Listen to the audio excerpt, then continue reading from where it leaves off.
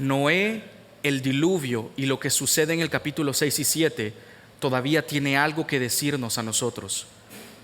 Lo que sucedió hace 4,000, 6,000 años atrás todavía tiene algo que decirle a la generación de este entonces, y es que la realidad del juicio y la realidad de la vida del Señor es una cosa inminente, porque en realidad el diluvio es un cuadro en miniatura del evento futuro del Señor. Buenos días, hermanos, que el Señor les bendiga. Los niños pueden pasar con los maestros Mauricio y Rebeca para su clase. Bueno, adolescentes y niños. Para quienes no me conocen o para quienes ya me conocen, mi nombre es Julio Padilla y este día voy a estar compartiendo el consejo de Dios en el libro de Génesis, capítulo 6 hasta el capítulo 7, versículo 24. Los cristianos de hace 100 años se verían muy diferentes a los cristianos promedio de ahora en día. Y no hablo solamente en términos de comportamiento, sino que lo hablo en términos de estadística. Los cristianos de hace 100 años estaban preponderantemente situados en el globo norte, es decir, en América del Norte y en la parte norte de Europa. Una estadística de Pew Research dice que en los próximos 30 años, el 40% o 40 millones de personas en el mundo se van a convertir al cristianismo. En 30 años, 40 millones de personas van a venir a la fe cristiana, pero 106 millones van a dejar la fe. Si bien hace 100 años uno hubiera fácilmente podido encontrar a un cristiano llamado John Williams, en los próximos 30 años un cristiano promedio puede ser llamado Adi Ibrahim. El hecho es, hermanos, que a medida que la población crece, el cristianismo y la fe cristiana disminuye. Y no solo la estadística de los creyentes o el gentilicio de los creyentes cambia, sino que también lo hacen las culturas. Hace 100 años algunas culturas y países del mundo abrazaban más la fe cristiana, pero de acuerdo a la estadística de Pew Research, esa gente que abrazaba el cristianismo hace 100 años lo ha dejado o lo va a dejar en los próximos 30 y 50. Así que cuando uno piensa en estas estadísticas, uno bien puede decir que la tarea de la iglesia ha terminado. Es decir, el evangelio ha sido cubierto casi en todas las partes del mundo.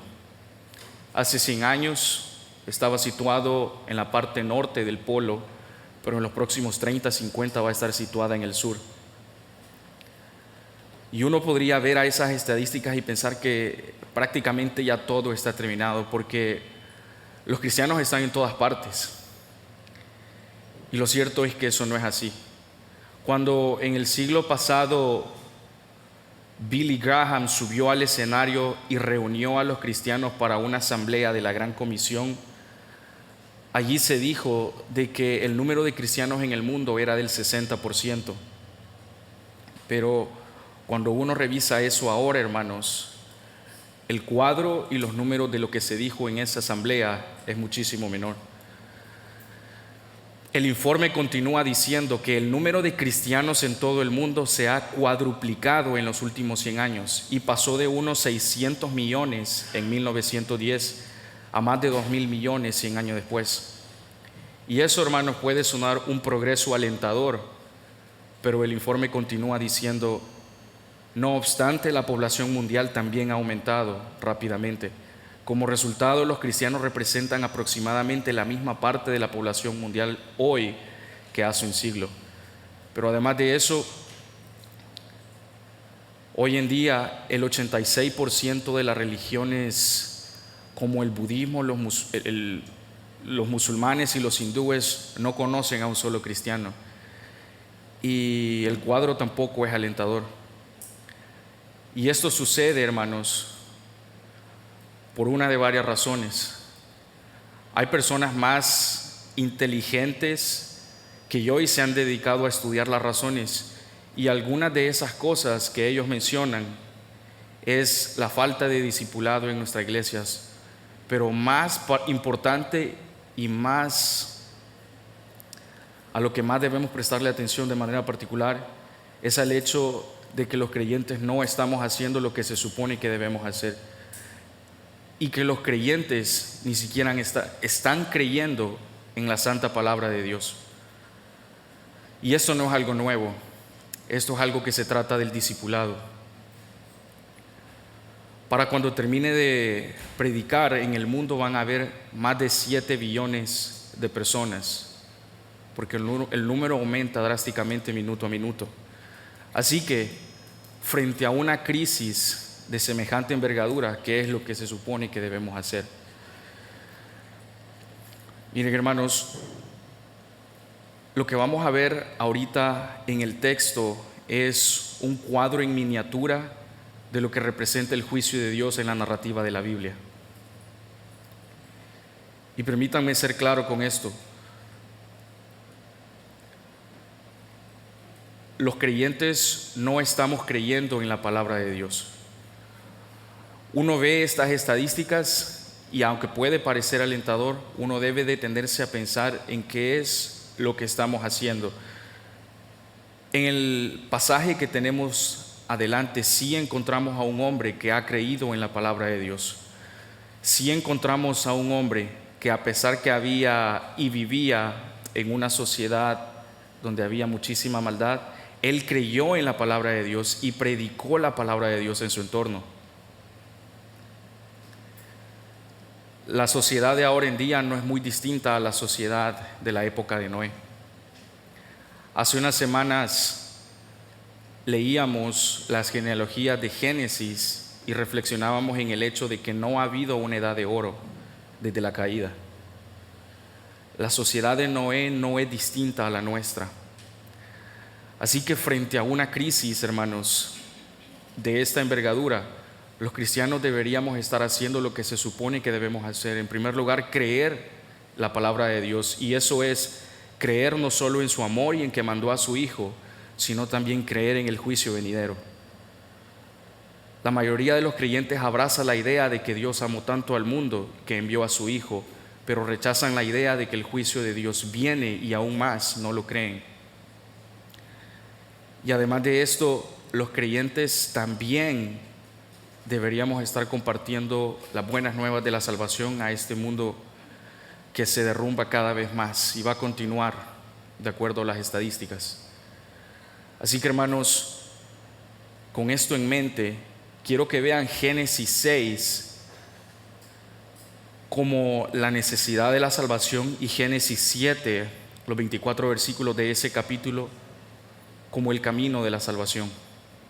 Mientras leemos los versículos que tenemos delante, quiero que reflexionen en cómo se comportó Noé y qué creyó él de la palabra de Dios. Asimismo, que también vean qué hizo Noé en una época y en una sociedad impía como en la que vivía. Porque, de nuevo, las cosas no han cambiado. Las cosas siguen mal desde la caída y han estado mal desde entonces. Así que quiero que vean, hermanos, que en los versículos que tenemos delante hay amor de Dios, pero hay también juicio. Y esas son cosas que los creyentes deberíamos creer, pero son cosas que los creyentes también deberíamos compartir con otros. Miren el ejemplo de Noé, hermanos, y la historia del diluvio, no como un cuento de buenas noches, o no como un cuento para entretener a los pequeños, sino que miren el ejemplo de Noé y miren la historia del diluvio como un cuadro en miniatura de lo que un día va a suceder. Algunos se preguntan si de verdad el diluvio iba a acabar con la maldad en el mundo, ¿por qué el pecado sigue siendo una realidad en la vida de las personas? Bueno, hermanos, en realidad lo que sucede en el diluvio es una advertencia para la sociedad del futuro, para que tenga en cuenta el juicio de Dios. Es un cuadro en miniatura para que propios y extraños mediten en que Dios no solo ama al pecador, sino que también aborrece al pecador. Y de hecho el infierno no va a estar lleno de pecado, como sí de pecadores. Así que meditemos en esto en el capítulo 6 y 7 de Génesis y veamos que aquí se nos muestra la necesidad de la salvación, pero también se nos muestra el camino de la salvación. Y la historia del diluvio que vamos a ver aquí, hermanos, no ha perdido nada de fascinación en nuestros días. La historia del diluvio sigue despertando el corazón y las mentes de muchos. Hay quienes ven a este diluvio y piensan que probablemente haya sido solamente un cuento de las regiones orientales del antiguo entonces. Pero hay quienes ven también a la catástrofe del diluvio como una catástrofe local, universal. No vamos a meditar o a reflexionar en los versículos que hay delante acerca de cuál debería ser nuestra postura, sino que vamos a meditar, hermanos, en el hecho de que aquí se muestra advertencias acerca del juicio de Dios, pero también se muestran manifestaciones acerca de la gracia de Dios. Y Noé fue un recipiente de eso. Al mismo tiempo, y como les he mencionado ya, vamos a ver qué hizo Noé y qué deberíamos estar haciendo nosotros para corregir las actitudes y también las estadísticas del informe que les acabo de comentar. Así que por favor vamos a Génesis 6, vamos a tener una lectura larga hasta el capítulo 7, versículo 24. Génesis 6, versículo 9 hasta el capítulo 7, versículo 24. Dice: estas son las generaciones de Noé. Noé era un hombre justo, perfecto entre sus contemporáneos. Noé siempre andaba con Dios. Noé engendró 3 hijos, Sem, Cam y Jafet. Pero la tierra se había corrompido delante de Dios, y estaba la tierra llena de violencia. Dios miró a la tierra y vio que estaba corrompida, porque toda la carne había corrompido su camino sobre la tierra. Entonces Dios dijo a Noé: he decidido poner fin a toda carne, porque la tierra está llena de violencia por causa de ellos. Por eso voy a destruirlos junto con la tierra. Hazte un arca de madera de ciprés. Harás el arca con compartimientos y la cubrirás con brea por dentro y por fuera. De esta manera la harás de 300 codos, es decir, 135 metros, la longitud del arca. De 50 codos, es decir, 22.5 metros su anchura, y de 30 codos, es decir, 13.5 metros su altura. Le harás una ventana que terminará a 1 codo, es decir, 45 centímetros del techo, y pondrás la puerta en su costado. Harás el arca de 3 pisos. Entonces yo traeré un diluvio sobre la tierra para destruir a toda carne en que hay aliento de vida debajo del cielo. Todo lo que hay en la tierra perecerá. Pero estableceré mi pacto contigo. Entrarás en el arca tú y contigo tus hijos, tu mujer y las mujeres de tus hijos. Y de todo ser viviente de toda carne meterás 2 de cada especie en el arca, para preservarles la vida contigo. Macho y hembra serán. De las aves según su especie, de los animales según su especie, y de todo reptil de la tierra según su especie. 2 de cada especie vendrán para ti, para que les preserves la vida. Versículo 21 del capítulo 6. Y tú toma para ti de todo alimento que se come y almacénalo, y será alimento para ti y para ellos. Así lo hizo Noé, conforme a todo lo que Dios le había mandado, así lo hizo. Entonces el Señor dijo a Noé: entra tú y todos los de tu casa, porque he visto que solo tú eres justo delante de mí en esta generación. De todo animal limpio tomarás contigo 7 parejas, el macho y su hembra. Y de todo animal que no es limpio, 2, el macho y su hembra. También las aves del cielo, 7 parejas, macho y hembra, para conservar viva la especie sobre la superficie de toda la tierra. Porque dentro de 7 días yo haré llover sobre la tierra 40 días y 40 noches, y borraré de la superficie de la tierra a todo ser viviente que he creado. Y Noé hizo conforme a todo lo que el Señor le había mandado.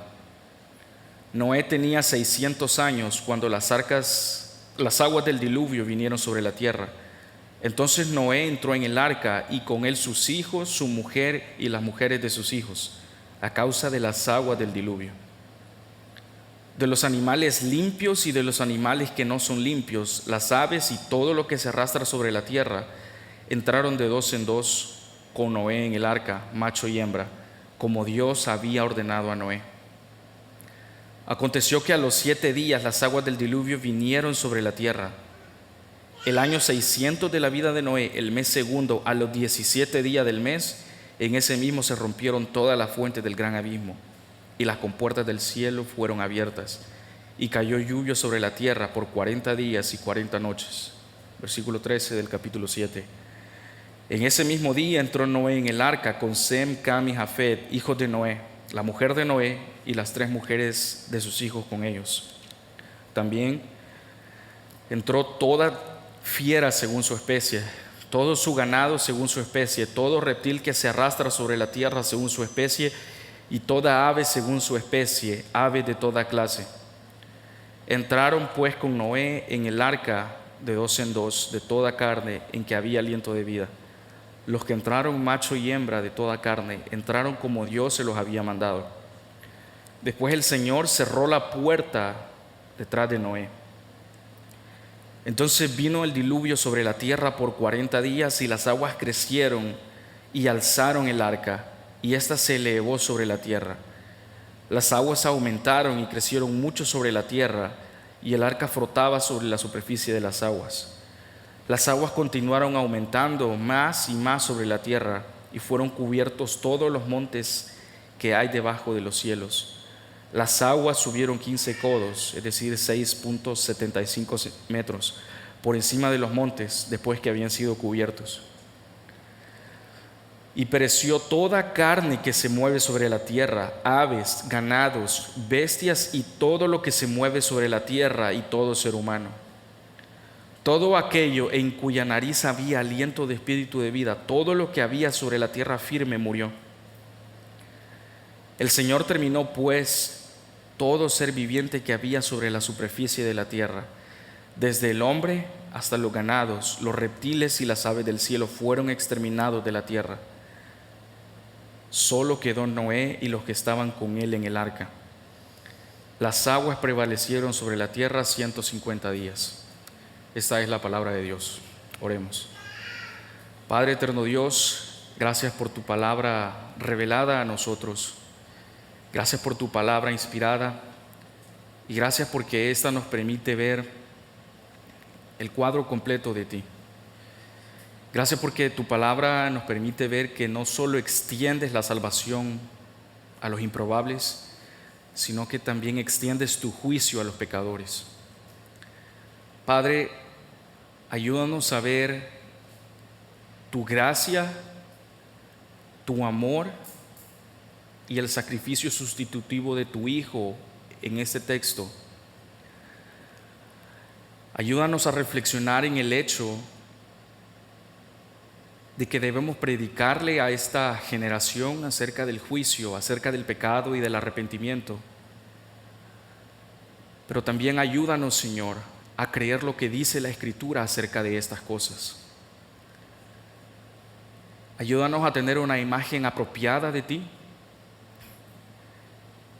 Y ayúdanos, Señor, a ser testigos eficaces en la misión que tenemos delante.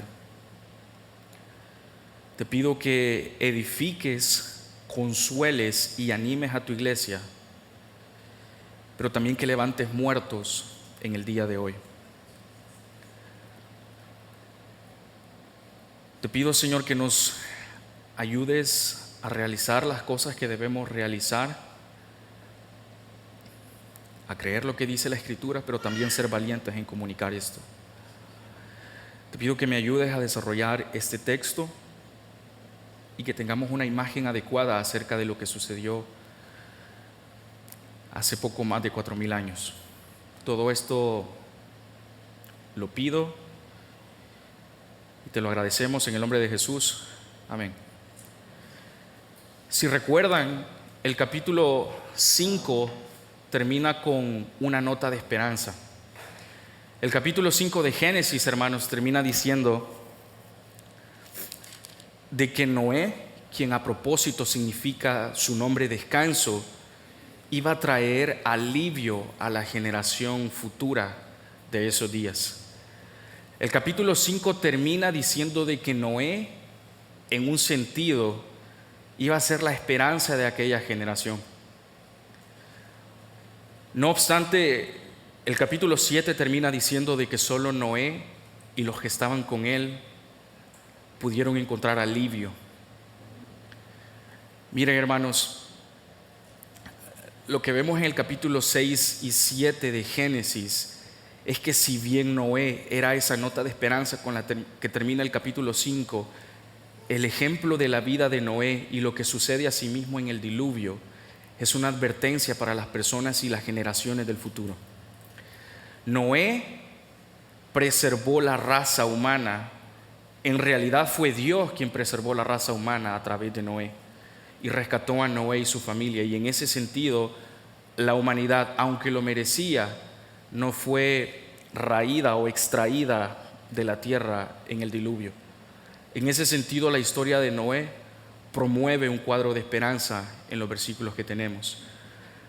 Pero en otro sentido, como lo he dicho ya, el diluvio y el ejemplo de Noé y lo que sucede aquí en el capítulo 6 y 7, hermanos, es una advertencia para todas las personas de todas las eras a partir de ese momento. Porque aunque estemos muy cómodos con la familia de Dios y aunque estemos muy cómodos con la idea del amor de Dios, lo cierto es que un día el juicio del Señor va a venir sobre la tierra. El juicio del Señor para todas aquellas personas que viven de acuerdo a su propio régimen de vida vendrá. Este cuadro en miniatura, y a propósito, esa es la idea central de este texto, muestra lo que va a suceder en el futuro cuando realmente las personas compadezcan delante de Dios. Habrá un día muy parecido a los días de Noé, en que va a haber un castigo, pero también va a haber una salvación eterna. Así que este cuadro, hermanos, del capítulo 6 y 7 es genial porque nos permite ver no solo la misericordia de Dios, sino que también nos permite ver el juicio de Dios y nos permite tener en realidad un cuadro más bíblico acerca de quién es Dios. No tengo que convencerlos de esto, pero ustedes saben que las personas abrazan más la idea del amor de Dios. Las personas están fascinadas acerca de que Dios perdona a los pecadores, que Dios ama a los pecadores, que Dios ama a las personas. Pero las personas no están cómodas con escuchar acerca del juicio de Dios. Por eso pasajes como este existen, además de otros pasajes de la Escritura, para que nosotros podamos ver en realidad un cuadro más bíblico acerca de quién es Dios. Así que aquí, hermanos, uno puede ver que la misericordia y el juicio y la ira de Dios corren de manera paralela en un mismo evento. Y este evento del diluvio no ha perdido nada de fascinación a pesar de que sucedió hace miles de años. Porque este evento del diluvio, hermanos, es un evento que sigue despertando la mente de personas morbosas y que creen que sucedió de otra forma y agregan detalles que ni siquiera están en la Biblia. Y también despiertan la mente de otros curiosos. Este evento, hermanos, de hecho está registrado en otras culturas de la antigua Mesopotamia y también de las antiguas culturas de Oriente Medio antiguo. Es un cuadro que sigue despertando interés, pero nosotros vamos a considerarlo este día no para detenernos en detalles minúsculos e innecesarios, sino para en realidad cuál debe ser el cuadro apropiado que debemos de tener acerca de Dios, pero también para que encontremos o encuentren aquellas personas el camino de la salvación. Así que lo que tenemos delante va a ser esbozado de 4 formas. En primer lugar, vamos a ver la paciencia de Dios. En el capítulo 6, versículo del 8 al 16. El segundo punto va a tratarse acerca del juicio de Dios. En el capítulo 6, versículos 17 al 22. El tercer punto que vamos a ver en esta lectura es el rescate de Dios. El capítulo 7, versículos 1 al 16. Y por último, vamos a considerar la protección de Dios en el capítulo 7, versículos 17 al 24. Así que para efectos de forma, a continuación en el texto vamos a ver la paciencia de Dios, el juicio de Dios, el rescate de Dios y la protección de Dios. Estas son cosas, hermanos, que van a correr de manera paralela a medida que les ayude a reflexionar en los versículos que tengo delante. Lo primero que quiero que noten, hermanos, en el pasaje que hay delante de nosotros es que había una maldad muy propagada en los días de Noé. Había una sociedad muy corrompida, y no más corrompida que la nuestra. En realidad, las cosas han estado mal desde la caída. Pero el capítulo 6 comienza a hablarnos acerca de que en los días de Noé había muchísima maldad en la tierra y que como consecuencia de eso Dios iba a mandar un juicio inminente, destructivo y total sobre la tierra. Pero dentro de esa sociedad que merecía el juicio y dentro de esa sociedad corrompida había un hombre llamado Noé. Y Noé aquí es interesante, no solo porque su nombre significa descanso, que es algo que ya consideramos, sino porque la Biblia describe a Noé como un hombre que caminaba con Dios. Así lo describe la Biblia. De hecho, solo después de Sed, el siguiente nombre que trae esperanza a las generaciones antidiluvianas es el nombre de Noé. Así que uno encuentra a Noé y uno ve que Noé encuentra gracia delante de Dios, no porque fuera un hombre perfecto y porque algunas personas piensan que Noé se salvó porque no cometió ningún pecado. Eso, hermanos, está en discrepancia con el resto de la Escritura, porque no hay ninguna persona justa. Pero cuando la Biblia menciona de que Noé encontró gracia delante de Dios, eso quiere decir que Noé fue receptor de una gracia y de una misericordia que solo Dios puede extender a los pecadores. Pero además, porque uno ve que Noé vivía una vida de arrepentimiento. En adelante, uno ve que Noé camina con Dios y que Noé no iba a ser receptor de la ira de Dios ni tampoco del diluvio. Y esto, hermanos, es algo bien alentador, porque nos permite ver que no importa en qué época de la humanidad se viva, Dios siempre va a salvar a un remanente de en medio de todas las personas. Dios va a conservar y a preservar a un remanente, y el Señor va a extender su gracia a las personas más improbables que existan en una generación. Y esa persona es Noé. Es alentador, hermanos, porque nos dice de que Dios tiene sus testigos acá en la tierra, a pesar de la maldad proliferante que existe en los días en que vivimos. Algo similar sucede también muchos siglos después. Quizá ustedes hayan escuchado el nombre de John Wycliffe. John Wycliffe fue la estrella de la mañana de la Reforma, así se le conoció a él muchos siglos después.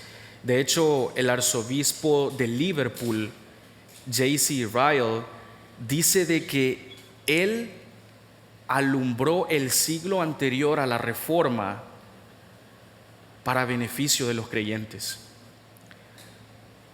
Para los que no lo saben, el periodo antiguo a la Reforma fue conocido como una época de oscurantismo, una época en la que la palabra de Dios no estaba presta para las mentes y los oídos de varios. El acceso a la palabra de Dios no era una realidad. Así que el periodo previo a la reforma se le conoce como una época de oscurantismo, y en esa época de oscurantismo Dios también extendió gracia y levantó a hombres como John Wycliffe, que se le conoce como la estrella de la mañana de la reforma. Así que no importa en qué época de la humanidad se viva, no importa cuánta maldad hay en el mundo, Dios extiende su gracia a pecadores y Dios tiene paciencia para emitir su juicio. Vidas como la de Noé en el período antediluviano y vidas como la de Wycliffe, hermanos, nos dicen de que Dios extiende gracia y de que no hay un período tan oscuro de la humanidad que se pueda vivir como que Dios no pueda alumbrar a una generación y extender su gracia. Eso es aleccionador y eso va a seguir siendo así hasta el día de Jesucristo. Definitivamente la revolución sexual de nuestros días ha dañado la mente de los niños y ha dañado también la mente de otros. Pero en días así, hermanos, Dios también sigue levantando a hombres y mujeres para que crean en lo que dice la Escritura, pero también para que prediquen con valentía, a tiempo y fuera de tiempo, el consejo completo de Dios. Quizá vivamos en una época oscura, hermanos, pero quiero decirles que el Señor sigue levantando a personas como Noé, como Wycliffe y como esta iglesia para que se siga predicando el consejo completo de Dios. Y así empieza el capítulo 6 del libro de Génesis. Comienza hablándonos acerca de la rectitud de un hombre llamado Noé. Y acá entre los versículos del 8 al 16 uno puede ver la paciencia de Dios. Uno puede pensar de que cuando Adán y Eva pecaron, el juicio inminente de Dios iba a venir e iba a llegar allí, pero no es eso lo que sucede, porque a menudo Dios retrasa su destrucción, no porque sea débil, sino porque Él es misericordioso. El juicio de Dios, hermanos, aunque es una realidad, llega cuando Él estima que es necesario hacerlo, pero también porque Él es un Dios de misericordia. Él es un Dios que le gusta extender misericordia. Y acá, entre los versículos 8 al 16, que es una lectura que acabamos de hacer, uno puede ver la paciencia con la que Dios trabajó. Uno lee los versículos aquí y uno puede pensar en lo que sentía Noé mientras predicaba. El construir el arca le tomó muchísimo tiempo.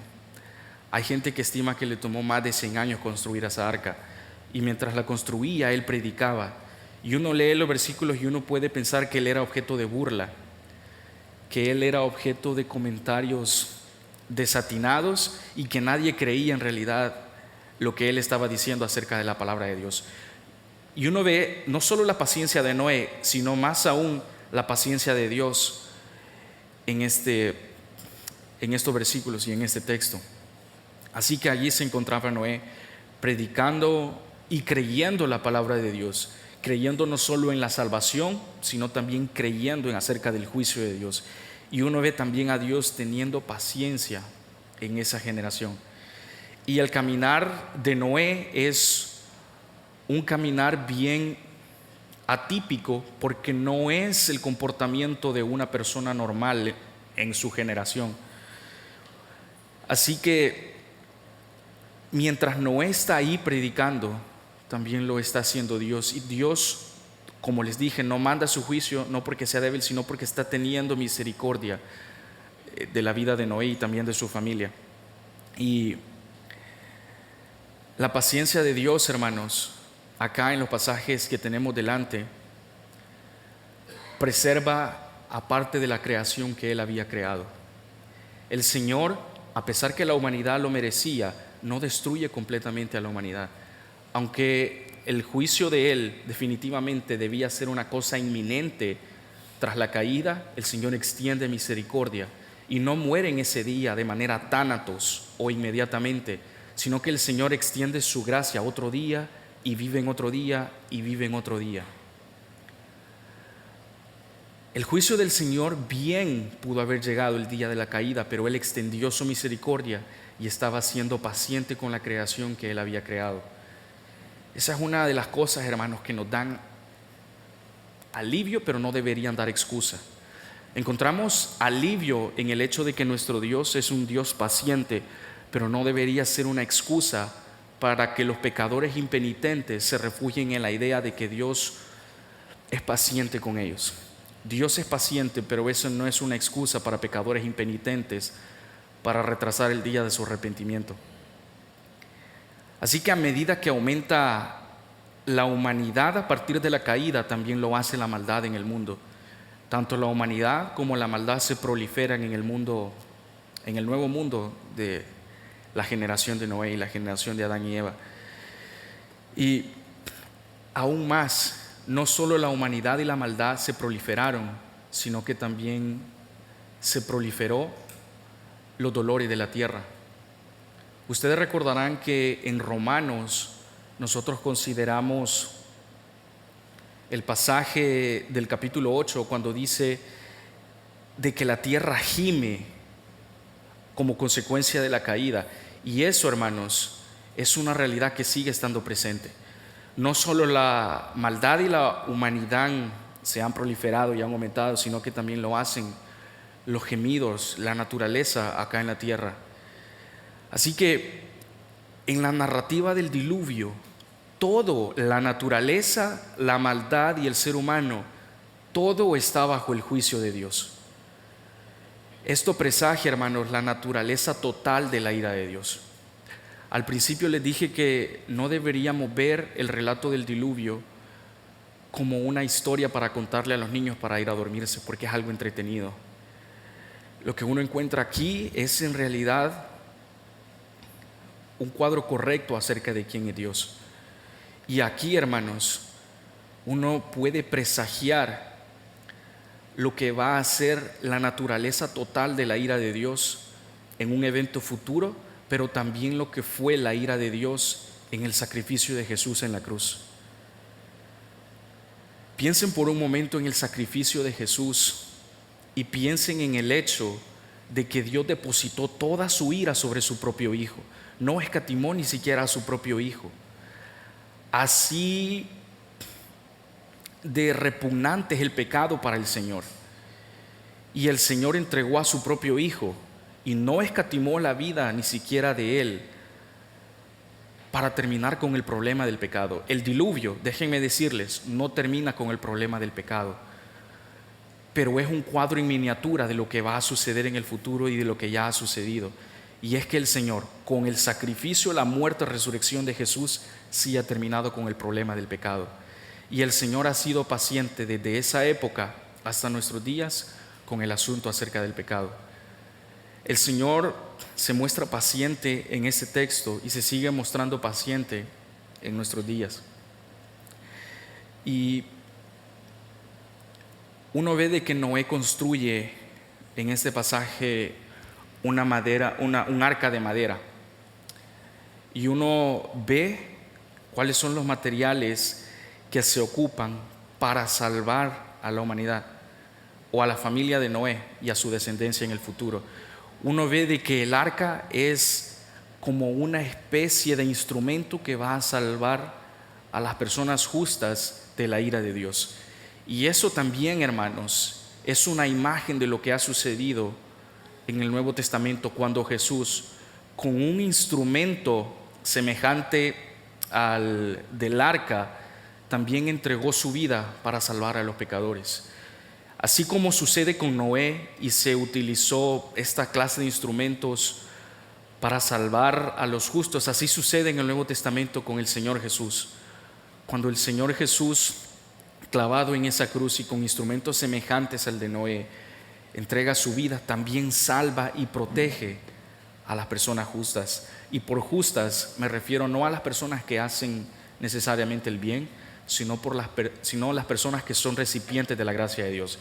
Y eso, en primer término, es lo que sucede aquí entre los versículos 8 al 16. Pero miren, además de esto, entre los versículos 17 al 22, que es el segundo punto, uno también ve, hermanos, el juicio de Dios. A pesar de que Noé haya sido probablemente víctima de críticas, de comentarios burlescos, de comentarios malos, uno ve de que él sigue firme a la misión que Dios le había dado. A pesar de que le tomó poco más de 100 años, de acuerdo al juicio de algunos, en construir esta arca, él permanece firme a esta misión porque cree en lo que dice la palabra de Dios. Y es aquí, hermanos, donde quiero que hagamos una pausa. Porque para algunos creyentes, la ira de Dios no es una realidad. Para algunas personas, el juicio de Dios no es tan malo como parece. Para algunas personas, el juicio de Dios representa solamente disciplina. Lo que vemos en el texto es que Noé permanece firme a la misión que Dios le había dado, porque Noé en realidad cree que el juicio de Dios es una realidad inminente que va a venir sobre la generación de sus días. Uno ve la realidad del juicio de Dios cuando ve la obediencia de Noé. Noé permanece firme a la tarea que Dios le había dado porque cree el consejo completo de la palabra de Dios. Él sabe de que Dios, quien le ha dicho que va a mandar un juicio y un diluvio, es una realidad porque Él lo hace. Él permanece firme en esa misión, porque sabe que si Dios lo ha dicho, eso va a suceder. En ese sentido, hermanos, deberíamos hacer lo mismo que hizo Noé y creer el consejo completo de la palabra de Dios. El Señor es grande en misericordia, pero el Señor también, como prometió en los días de Noé, ha prometido que un día todas las personas van a comparecer delante de Él, y que la realidad del cielo y la del infierno son tan reales como la misma existencia de Dios. El Señor ha prometido un castigo eterno para todas aquellas personas que no sean recipientes de su gracia. El Señor ha prometido castigo, y aún más ha prometido esta idea del lago de fuego y azufre e infierno para todas aquellas personas que no se arrepientan de su pecado, y para todas aquellas personas que sigan viviendo de acuerdo a la norma de su vida. Noé cree en el cuadro completo de Dios, y asimismo nosotros, hermanos, los creyentes de hoy, deberíamos creer en el cuadro completo de Dios. Dios no solo es amor, sino que Él es también fuego consumidor. El Señor no solo extiende gracia en este pasaje a Noé y su familia, sino que Dios también extiende juicio para la generación de esos días. Así que uno ve de que Dios no solo salva a Noé, sino que también Dios salva a al menos 2 especies de cada animal. Uno ve la paciencia y la misericordia de Dios en ese sentido. Y déjeme decirle algo, hermanos. La dureza del corazón de las personas en los días de Noé no es algo exclusivo de los tiempos de Noé. La dureza del corazón de las personas es una realidad presente todavía en nuestros días. Deberíamos meditar los creyentes en el hecho de que Dios ha cambiado nuestro terco corazón, nuestro duro corazón de piedra, y lo ha cambiado por uno de carne. Pero los no creyentes, los que no se han arrepentido de su pecado, deberían meditar en el hecho de que tienen un duro corazón, y que si no es por la gracia de Dios, ellos no pueden cambiar ese terco corazón, ese duro corazón de piedra. Este asunto acerca del pecado y este asunto acerca del corazón no es algo exclusivo de los días de Noé, sino que sigue siendo una realidad en la vida de las sociedades. Y para esas personas de duro corazón, que viven de acuerdo a la norma de su vida, que no temen a Dios, les está garantizado juicio, como también Dios lo prometió en los días de Noé. Y este juicio de Dios, hermanos, en el capítulo 6 es en realidad un vistazo a lo que Dios va a hacer en el futuro con la vida de las demás personas que no se han arrepentido.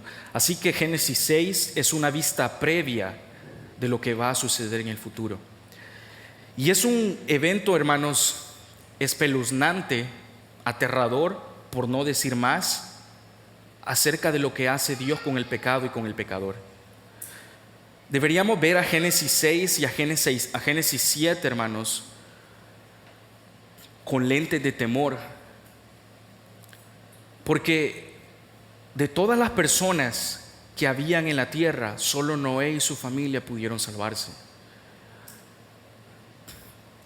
No es en realidad un diluvio local como piensan algunos, sino que fue un diluvio universal. Y el Señor, de manera universal, condenó al pecado y condenó al pecador en los días de Noé. El cuadro de Génesis no es un cuadro alentador cuando uno solo ve el diluvio. El Señor nos muestra una vista previa de lo que va a ser el evento del futuro. Así que, hermanos, este cuadro debería ponernos a pensar y a reflexionar sobre qué está depositada nuestra confianza, si en nuestras buenas obras y en lo que hacemos por otros, o depositar nuestra confianza en Jesús, quien es en realidad el dador de la gracia y de la vida eterna. Y uno ve acá, termina el capítulo 6, viendo de que todas las aguas se han reunido hasta arriba, que todas las aguas han cubierto la superficie de la tierra. Y uno ve y lucha con preguntas, es decir, wow, Dios ha condenado a toda la humanidad. Es un Dios injusto, de ninguna manera, porque el castigo por el pecado no está determinado por nuestra manera de evaluarlo. El castigo del pecado depende de la magnitud de aquel contra quien se peca. Si uno peca contra el prójimo, quizá uno no piense en mandarlo al infierno. Pero si uno peca contra un Dios infinitamente santo y justo, en realidad se es acreedor de un castigo eterno. Así que cuando uno termina de leer el relato del diluvio y pueden surgir preguntas, uno debe reflexionar en que el castigo por el pecado no está determinado por nuestra manera de evaluarlo, sino que depende de la magnitud de aquel contra quien se peca. Y así termina esta sección del capítulo 6 de Génesis. Ahora vamos a movernos a los siguientes versículos del capítulo 7. Uno aquí, hermanos, ve el asunto del rescate de Dios. Uno puede preguntarse en esta sección del capítulo 7, versículos del 1 al 16, ¿por qué Dios salva a alguien si al final todas las personas de todas las generaciones, incluido Noé y su familia, son personas pecadoras? ¿Por qué Dios habría de salvar a alguien? Y lo único que uno encuentra, que uno puede destacar en esta sección, es que el final del versículo 1 del capítulo 7 dice: he visto que solo tú eres justo ante mí en esta generación. Pero ¿cuál es la base de la justicia de Noé, si en realidad él también es un pecador? Es tentador, hermanos, asumir que la justicia de Noé se basa en su obediencia a Dios. Es tentador asumir que Noé encontró gracia delante de Dios por probablemente las buenas cosas que hacía con su familia. Es tentador pensar que nuestras buenas obras nos hacen personas calificadas para gozar del perdón de Dios. Pero eso no es aquí lo que sucede. Y aunque esa es una pregunta que pueda levantarse, quiero que piensen que no fue la obediencia de Noé lo que lo salvó del juicio inminente de Dios y asimismo del diluvio, sino que fue esa gracia que Dios ha depositado y que Noé fue recipiente de esa gracia de Dios. Hebreos 11:7 dice: por la fe Noé, cuando fue advertido por Dios de cosas que aún no se veían, con temor preparó el arca en que su casa se salvase, y por esa fe condenó al mundo y fue hecho heredero de la justicia que viene por la fe. En definitiva, hermanos, en el diluvio y en este pasaje de Hebreos uno ve de que uno no puede ser salvado por su comportamiento. Uno no puede ser salvado por las buenas cosas que pueda hacer por otras personas. Uno, como establece este pasaje de Hebreos y establece en otros pasajes de la Escritura, uno puede ser acreedor, uno puede ser recipiente de la gracia de Dios, de la justicia de Dios, por la fe, por el sacrificio de su Hijo. Y eso es lo que sucede con Noé. Pero además, una pregunta que puede despertarse y levantarse en esta sección del capítulo 7 es: ¿a quién rescata Dios de la pena del juicio entonces? ¿A quién rescata Dios al final si todas las personas son pecadoras? Génesis 7:7 ayuda a abordar esa pregunta y dice: y por causa de las aguas del diluvio entró Noé al arca, y con él sus hijos, su mujer y las mujeres de sus hijos.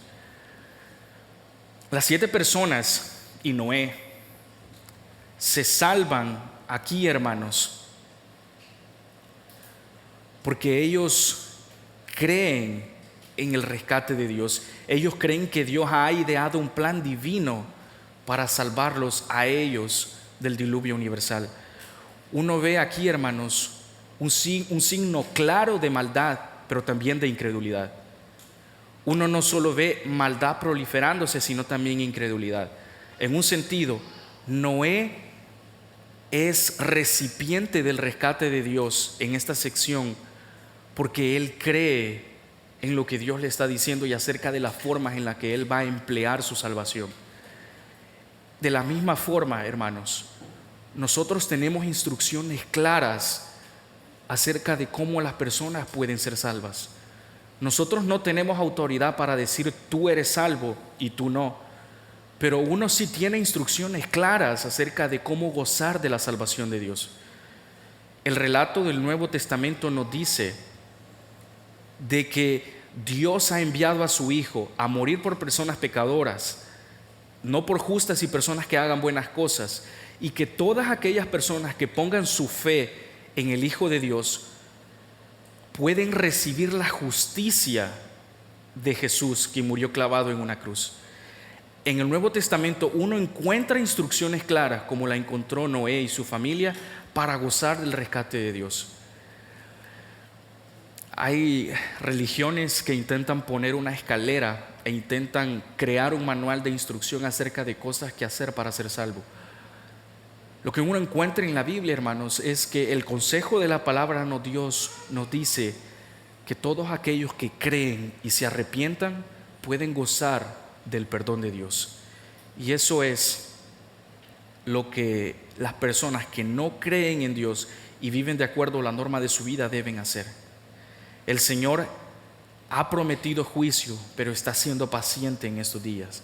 Y en ese sentido, Él rescata a las personas, la salva de Él y la salva de lo que va a suceder también en el futuro. Así que en un sentido, hermanos, es Dios salvando a Noé del evento, pero Dios salvando a Noé de sí mismo.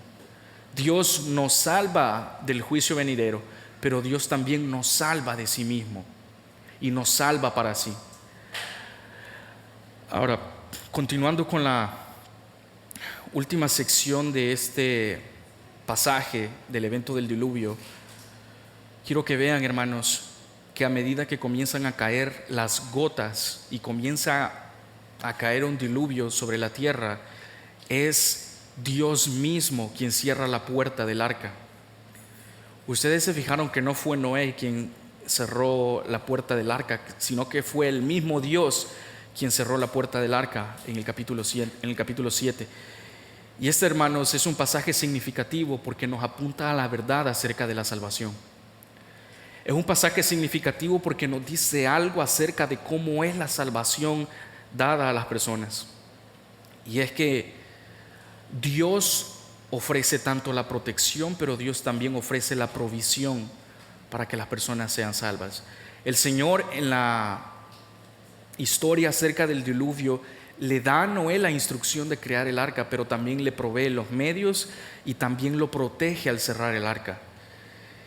Eso, hermanos, es exactamente lo que hace Jesús por todos aquellos que confían en Él. Eso es exactamente lo que hace Jesús cuando las personas creen, se arrepienten y viven una vida dedicada a Él. El Señor les provee salvación y el Señor les da de la provisión de la vida eterna para todas aquellas personas que ponen su fe, su mirada y su vida en Él. Esto es significativo porque, como les he dicho ya, uno ve que el Señor provee y que el Señor da la salvación para todos aquellos que creen en Él. Noé no contribuyó en nada a su salvación. De hecho, Noé contribuyó más a su condenación. Pero de eso se trata, hermanos, el relato del Evangelio. Dios no salva a las personas justas, ni a las personas que ofrendan más o a las personas que le dan más a los pobres. Al final, en el reino de los cielos van a haber personas igual de pecadoras, pero que han sido redimidos por la sangre del Hijo de Dios. Y en ese sentido, hermanos, es como las personas pueden ser salvas. Respecto a la protección de Dios, fíjense de que uno ve de que la realidad de las aguas es un peligro a lo largo de toda la historia de la Biblia. Las aguas para la cosmovisión judía era un asunto de miedo y era un asunto de temor. El salmista Asaf se refiere a las aguas como monstruos en el capítulo 74. David, de hecho, al recordar acerca de la inundación, se refiere a las aguas como: sálvame Dios, porque el agua ha subido hasta mi cuello. Hermanos, si bien uno puede navegar por aguas turbulentas, y probablemente hoy ustedes se sientan atribulados por las aguas de la vida, y quizás se sientan aún con las aguas hasta el cuello, como expresa David, déjenme decirles de que Dios usa las tormentas de la vida para refinar nuestra fe y también para refinar nuestra vida. El Señor usa los eventos, las aguas catastróficas, los eventos malos, buenos que suceden en la vida para refinar nuestra fe, para hacernos más como Jesús. Y aunque la realidad del agua sea una constante en la vida del salmista, Asaf, de David, de Noé y aún asimismo de nosotros, déjenme decirles que las aguas son el medio que Dios ocupa para refinar nuestra fe, nuestra vida, y para que Dios nos haga más como Jesús. Este refinamiento, hermanos, es parte del rescate del capítulo 7, versículos 17 al 24 de Génesis. Estas aguas son parte de la protección de Dios, que van a tener como consecuencia refinar la fe y la vida de Noé y de su familia. La vida fuera del arca, como termina el capítulo 7, la vida fuera del arca es catastrófica, es caótica. Hay quienes ven de que todo el evento del diluvio tomó algo así de 375 días, algo más de un año. Y mientras Noé estaba ahí con su familia, uno ve de que Dios lo protege no solo del diluvio, sino también de los eventos catastróficos que están sucediendo alrededor del arca. La vida del arca es caótica y uno ve de que no hay nadie quien se salve en este relato del diluvio. Este relato del diluvio, hermanos, dista mucho de un cuento de buenas noches o de ir a dormir. En realidad, Dios solo salvó a Noé y a su familia, y así es como termina el capítulo 7, hasta el versículo 24. Al final, no hay nadie que pueda salvarse, a excepción de los recipientes de Noé y de su familia. No hay nadie que pudo escapar del inminente juicio de Dios. Y aún termina de que ninguna persona o animal o planta que tuvo aliento de vida pudo sobrevivir o quedar vivo ante este semejante y total devastador juicio. Así que, hermanos, este es el cuadro apropiado acerca de quién es Dios.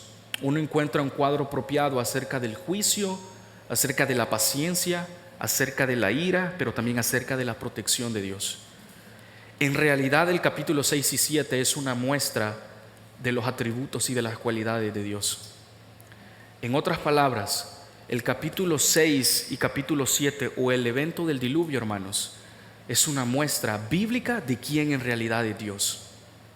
No solo un Dios de amor y poderoso para salvar, sino un Dios de juicio y poderoso para emitir su juicio.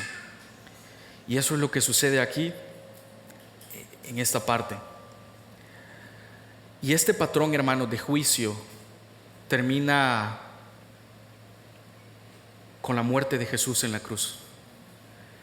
Este patrón de juicio y de la exterminación de la maldad y del pecado termina con la muerte de Jesús en la cruz. Esa es la culminación y el derrocamiento final del pecado. Y en Jesús, hermanos, está y debería estar depositado nuestra esperanza. Jesús es nuestra ancla firme y segura. Y en Él, quien es nuestro mejor Noé, podemos gozar de la salvación de Dios. Así que este diluvio histórico, no metafórico, es en realidad una vista previa de lo que va a suceder en el futuro, pero también algo, hermanos, que ya vimos con la muerte de Jesús en la cruz. Así que quiero que piensen en cómo andan las cosas por nuestros tiempos. Las cosas no han cambiado desde la caída o desde los días de Noé. Quiero que piensen en tres cosas, tres aplicaciones finales para terminar este tiempo. En primer lugar, hermanos, una cosa obvia que se ve en el texto y que debemos estar pensando ya es en la venida y el juicio del Señor. La venida y el juicio del Señor son dos cosas inminentes. El Señor Jesús recordó a sus oyentes en Mateo 24 diciendo que así como sucedió en los días de Noé, así sucederá también con la venida del Hijo del Hombre. Noé, el diluvio y lo que sucede en el capítulo 6 y 7 todavía tiene algo que decirnos a nosotros. Lo que sucedió hace 4,000, 6,000 años atrás todavía tiene algo que decirle a la generación de este entonces, y es que la realidad del juicio y la realidad de la vida del Señor es una cosa inminente, porque en realidad el diluvio es un cuadro en miniatura del evento futuro del Señor. Por otro lado, el Señor extiende su salvación por gracia mediante la fe. Noé y su familia no fueron recipientes de la salvación del diluvio por la forma en la que vivían su vida, sino porque fueron recipientes en realidad de la gracia de Dios. Dios extiende su gracia y más vale que los pecadores se arrepientan, porque la realidad del juicio y la venida del Señor es una cosa inminente. Hermanos, ante todo, la vida de Noé nos muestra la eterna verdad de que las personas siempre han sido salvos por la fe, por gracia. Este cuadro de Noé, de su familia y de la historia de la salvación de ellos, en realidad nos muestra el mensaje consistente de las Escrituras. Dios salva por gracia mediante la fe.